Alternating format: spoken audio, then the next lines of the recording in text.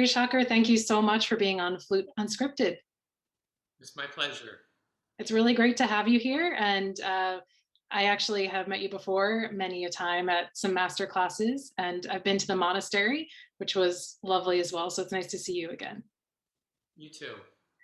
I wanted to get to know a little bit more about you personally and about your career.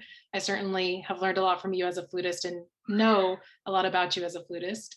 Kind of wanted to go back to the start of your career. Did you have any mentor or somebody that really guided you through the start of your career? Did you feel like you were a little bit on your own navigating it?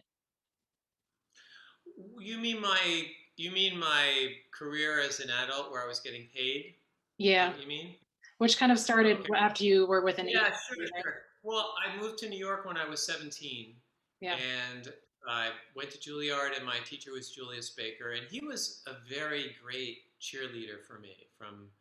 I met him when I was 15, and he was, you know, very, very always telling me, you know, filled my head with all kinds of stuff. And I grew up in a small town in Pennsylvania, and my father was my teacher originally on the flute and the piano. And he was also just constantly telling everybody, oh, my son this and my son that. It was kind of embarrassing for me because I just figured, well, it's because he's my dad. So when I got the validation from uh, Julius Baker, because he had such great belief in my abilities and my Sure. talents. Then I thought, oh, okay, well, it's really great to have that, and so I think I really needed that kind of feedback. It's like everyone needs Um, some sort of outside positive reinforcement that's not their parents. yeah, absolutely, because I mean, your parents and I grew up. My brother was uh, pretty severely brain damaged, and he was a real challenge for my parents. And so I think because I was playing the piano before I was 3. It was like, oh, great! So everything I did was wonderful, Right. and which was interesting. Left its mark. Yeah. So anyway, I went to Juilliard, and um, I don't know. I mean, I don't know how to answer your question. My career. I don't know. I just, I did a bunch of contests, and they didn't really do very much. I mean, I guess when you win a contest, the most is that other people, oh, have you heard so and so play? But it doesn't really. As a flutist, I don't really think that contests do very much for your career. No, but did you have, I mean, a flutist or somebody that you were emulating? I mean, I know you studied with Sam Barron. You talked about his teaching techniques were really interesting to you, but his playing was not so inspiring. And Baker had wonderful playing, but obviously for everyone's lessons, he played a lot, didn't talk a lot. So, I mean, who are you looking up to? Well, I always admired Baker's sound so much. We kind of locked horns because he, everything he played was the same. If he was Yeah. playing Mozart or he was playing French music or whatever he was playing, it was always like you were kind of stunned, like the snake in the basket. Like, what is that incredible sound that I'm hearing? But I didn't agree with him. I remember especially it kind of happened when I was trying to learn how to play the Bach partita, and he said, "Well, you have to single tongue the first movement," and he wanted me to here. He wanted me to do it like this. I got all these instruments here, Perfect. so Love he it. wanted me to go.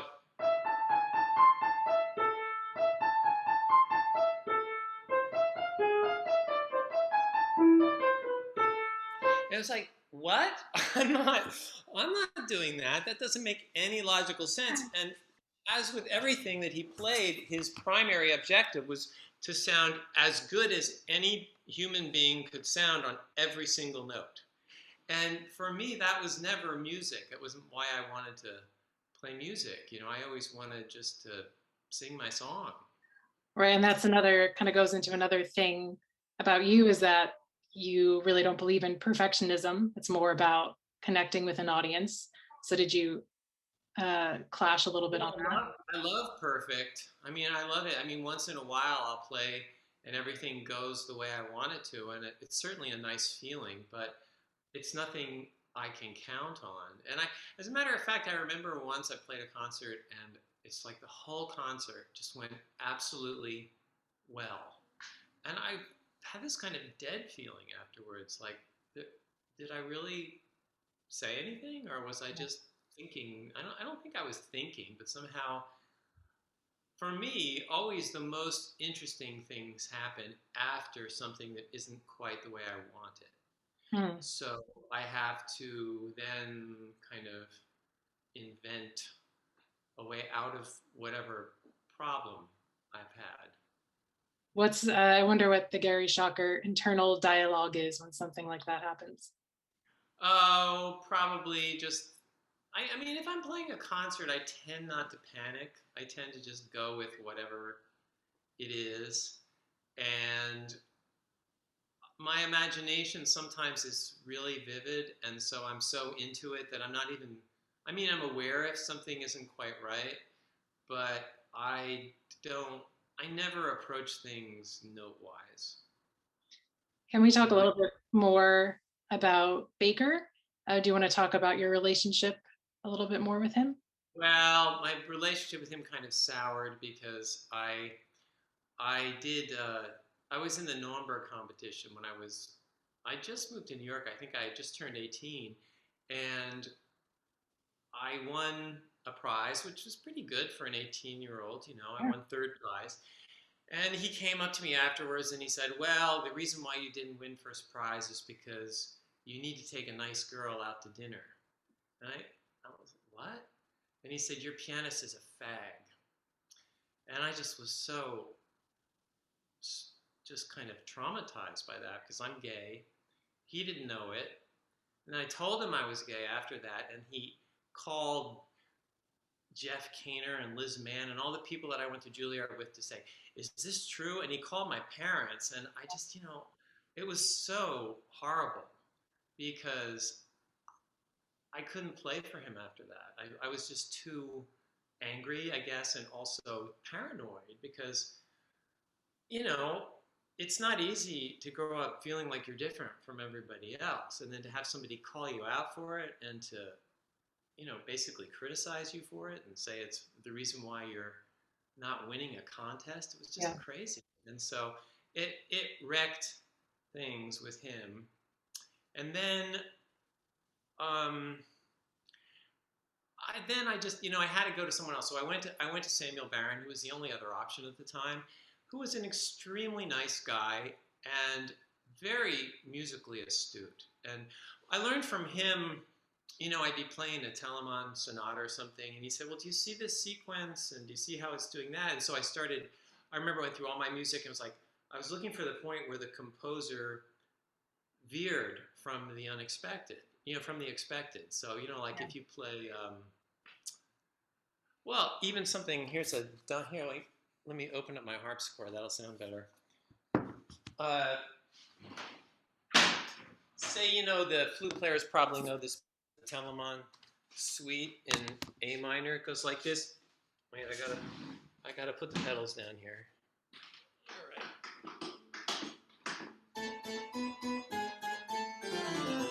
Right? So you could look at it and say, well, he's doing this, and then he changed his direction. Now, if I play it in a metronomic, boring way, it's dead. Not only because I'm forcing kind of an artificial rhythm through it, but also because I'm not respecting the way it was written.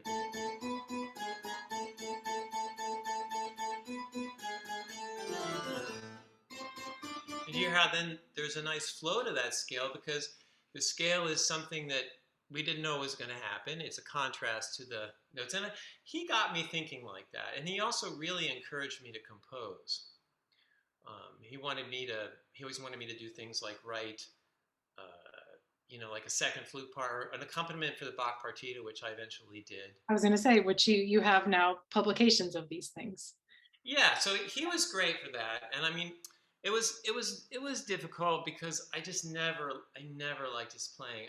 His playing was just not, it was not an attractive sound, and everything he did was so effortful, and you could just see it. Yeah. And so it was really difficult because, on one hand, I had this one guy who was not really thinking about anything, but always sounding great just because he knew how to plug that sound into what he was doing. And then somebody else who really understood what he was doing, but physically wasn't able to do it. Well, it And seems like you've kind of fused the two worlds together in your own playing. I try, it's my life. But, Baker just had this thing. Like, I remember once, he used to try to get people to do stuff for him. So he said, "Oh, why don't you come up and visit me?" So I got there, and as soon as I got there, he handed me a hammer, and I was going to help him put together this thing in his basement. And I watched him with a hammer, and every time he hit the hammer, he would drop his jaw. And most people when they hammer, they go like Tensa. Yeah. that. They tense everything up. But Yeah. nobody ever taught him those things. He just kind of understood it. Hmm. And uh, so I wonder if that makes some you people think are very lucky like that. about your students sometimes and about natural talent versus something that needs to be drawn out of someone. Like, how do you decide what students you're going to take? Is it like that raw natural talent that you just sense there's something there, or do you think that most people can excel if they just work hard?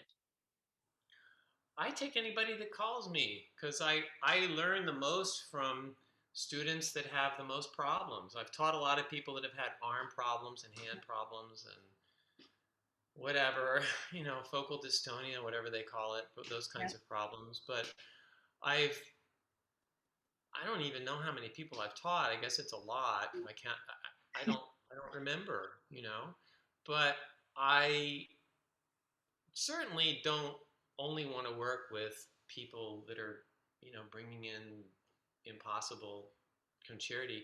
Most people, I think they're not ready when somebody comes to me. I mean, first of all, I just want to hear something really simple because I want to get inside their body. I want to feel how they're making their sound, how they're making their vibrato, how they're moving from register to register.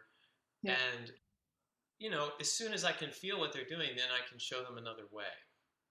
And then they That can decide what they that want to do. wasn't always your thing, right? That kind of start after you had an accident and you broke a tooth. Oh yeah, I guess. Well, I did have an accident where I fell, broke off my tooth, and then it got stuck in my lip, and I didn't know what was up, but I just had this big bump. So then I had to go and have this plastic surgeon like pull my Oh, tooth out of my lip. So it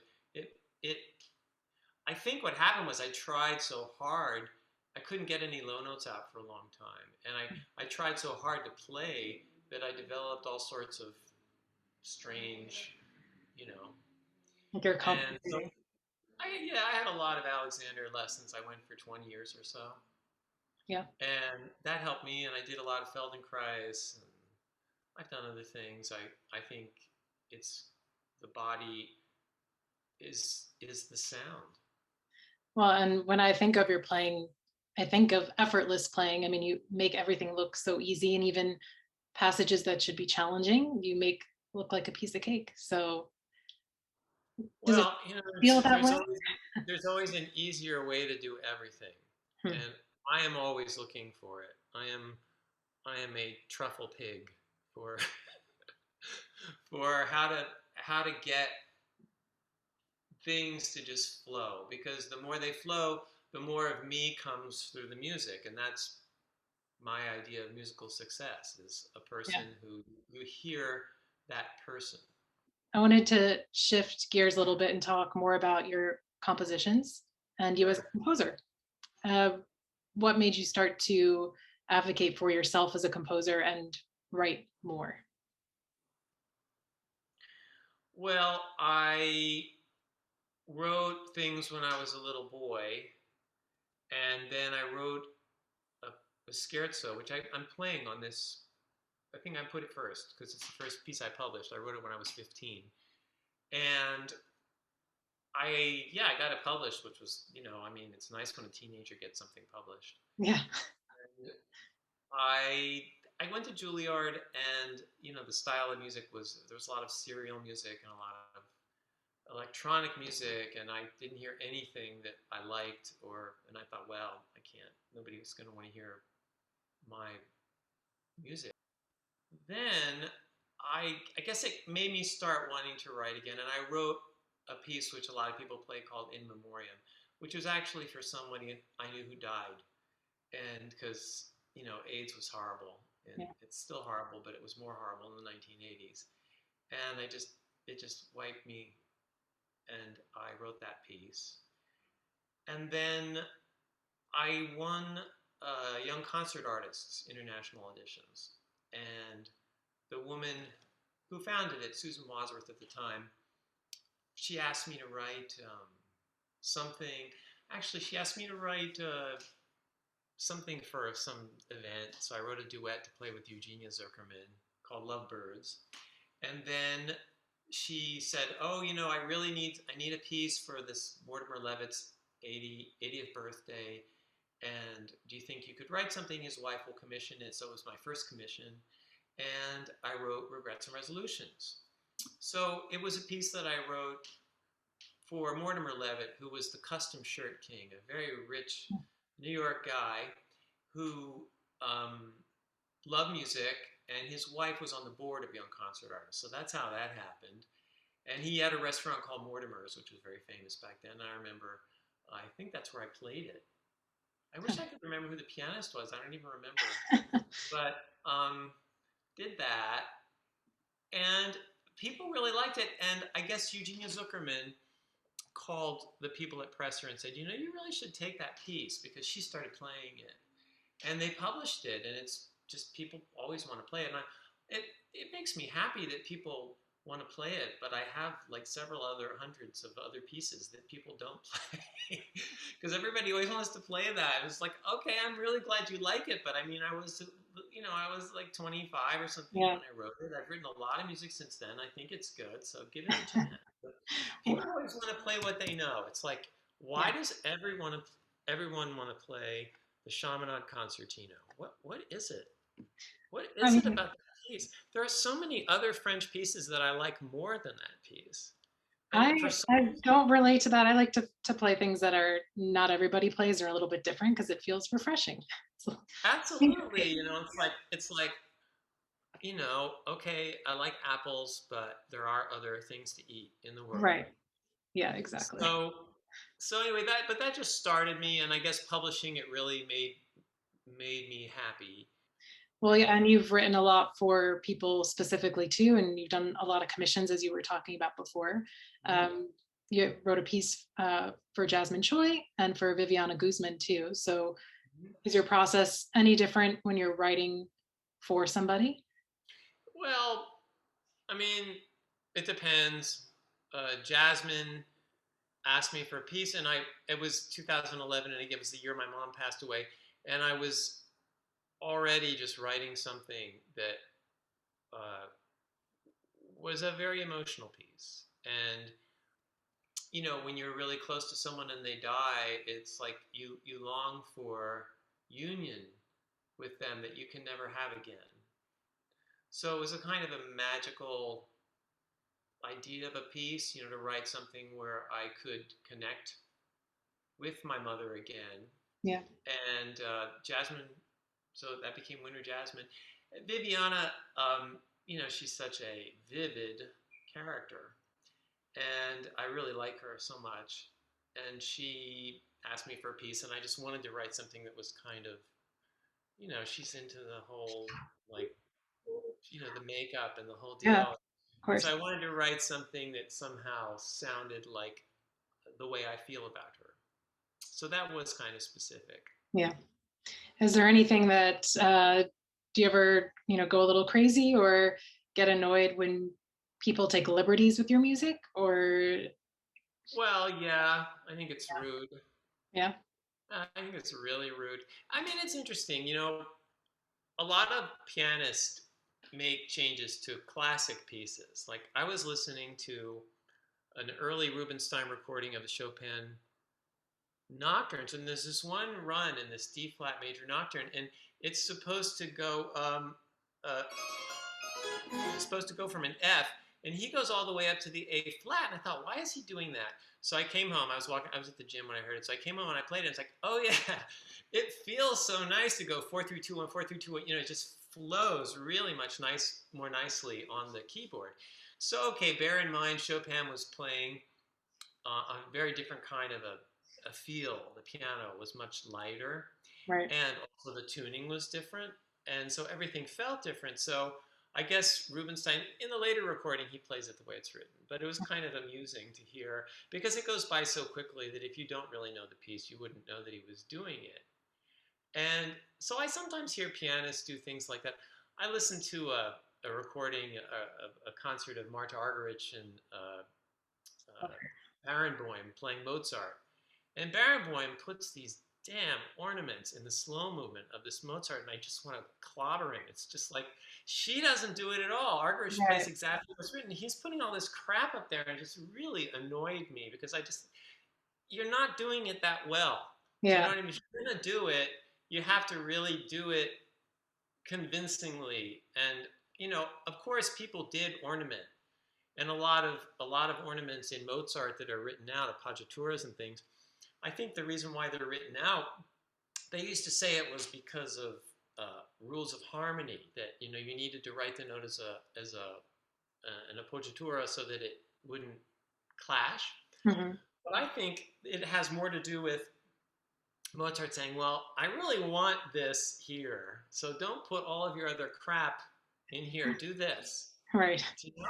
I'm laying it out for you. It's like those Telemann methodical sonatas for the flute are so interesting because, in my opinion, it was like the one movement in each one where there's so many different ideas. It's like a wallpaper sampler. Yeah. It's like, well, you could do the stripes, or you could do the roses, or you could do the, you know.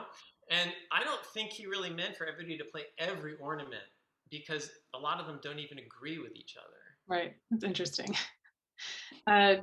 Throwing it back again to another time, can we talk about older flutes? And you're still kind of fascinated with older vintage flutes. I mean, I work at Flute Center. I know sometimes you come in if there's like a certain serial number, Powell or Haynes. So what is it about these flutes? Well, I grew up on a 24,000 series Haynes, and it's kind of my karma flute because it's been stolen twice, and I've gotten it back twice. I don't play it that much because an idiot pretty much ruined it the way it was. There was this guy he was a self-proclaimed wizard of old flutes and, you know, fitting them just a certain way so that they'd do this, and he'd sand them down. The head joint on the poor flute is like, you know, you can bend it now. It's just a sad story. Yeah. But I think I was looking for something like it, and it sent me on a quest. And I've found a lot of I've bought a lot of nice flutes from the Flute Center. So many flutes come through there, and I don't know, it's just my sound. Do you think there's something lacking from modern flutes? Yeah, I do. They, you know, they made the scale so that the notes are closer together, which makes the bottom less flat and the top less sharp. But then, of course, there are out of tune notes in the middle of the scale, which make me crazier. And I don't know, there's something called resistance, which for some reason flute makers, for the most part, my friend David Williams does not fall into this category. I think he's a genius, but in general, they take so much of the resistance out of it to make it easy to play so that somebody will pick up a flute. Because, you know, if you show somebody a couple of head joints, they'll always take the louder one. They always want the louder one because it feels easier. But what people don't understand is what sounds good and what feels good are not the same at all. What's in your collection now? What are you playing on the most? I have to rotate because I have a lot. Yeah. I have, you want to see? Yeah. I'll take you to my closets. Great. Okay. Sorry, don't get dizzy. All right, here we go. So let's see. Here we have, this is the American wing here. Can you see? Yes.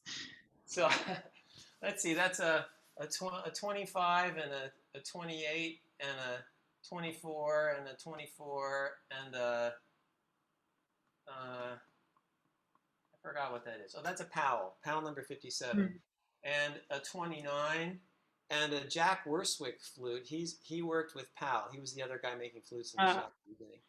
And a fabulous gold flute. They made 12 spectacular flutes right after Powell left.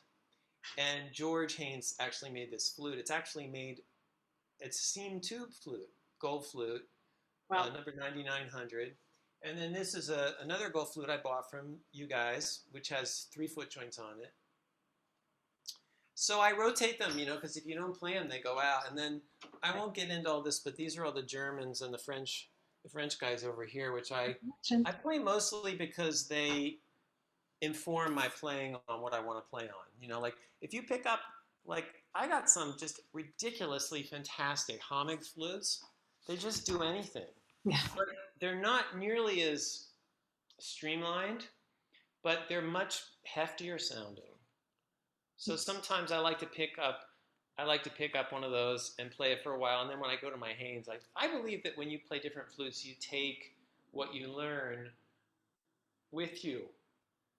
And Sam Barron used to say, no matter what flute you play, you always end up trying to play it the same way, but I don't agree with that. No, you don't think you do that? If I don't think I do it, maybe I do it, but I don't think so, because they require such different things. And what happens is I'll play one, like when I play a Powell, it's like the sound core it's less flexible, but it's a little bigger. Mm-hmm. And so like it's like I imagine I have like a exhaust pipes here, and I'm kind of sending the sound back so that I'm not coming down in my jaw. The Haynes, sometimes you have to come down a little bit because you have to tune the wildly sharp C sharp. So there's some things, that you have to do on one flute that you don't have to do on another flute. And there's an adjustment period. Pardon? Then there's an adjustment period. Yeah, I guess, but I don't know. I mean, it's my life, so I just want to experience as many sounds and possibilities as I can. And I think if I always played on the same flute every day, I'd get kind of, I don't know. Isn't? I like to challenge myself. Yeah. I just like how do I make this work? How do I understand this better? So what's next for you? Next? Yeah. I'm going to practice my harp for a while. Oh, you mean next in my life? Yeah. I mean, big picture, small picture. God. I think that you're going to practice right after this too. I don't know. I wrote a piece for harp and orchestra. It got done in Israel. I'm hoping that'll get done soon. I'm writing music. I'm writing a flute and harp piece. I think it's a sonata. I'm not sure yet. Playing wise, I don't know. We'll see. Yeah. Maybe I have no clue. Right now, I'm just kind of taking it day by day and making my music the best way I can. That's all that I have today. Thank you so much for being here. It was great to catch up. Okay. And thank you so much for your time. I think I saw a cat in the background there. Oh, wait. Who is it? Come here. Arpad. Come on. Oh, I wanted to get him in the picture, but yeah, that'd be great. We can. Hold on. Let's see if we can get him. Okay. Come on. Good boy. No, don't run away. Oh, no. Abyssinian cats are the best cats. Come here, boo. Where you go? Okay. Here's Arpad. Wow, so cute. He's very cute. And he's not the greatest flute fan. Biscuit loves the flute, and she usually sits with me when I practice, but Arpad usually is not so interested. So cute. Whatever. Not the most successful cat posing session of the career, but I tried. Cat shy. Yeah. Well, thanks again. Thanks for letting me interrupt your cat's day. Yeah, absolutely. Thank you. Those are really good questions, and Thanks so much, Gary. It was great chatting with you. Too. Bye. Bye.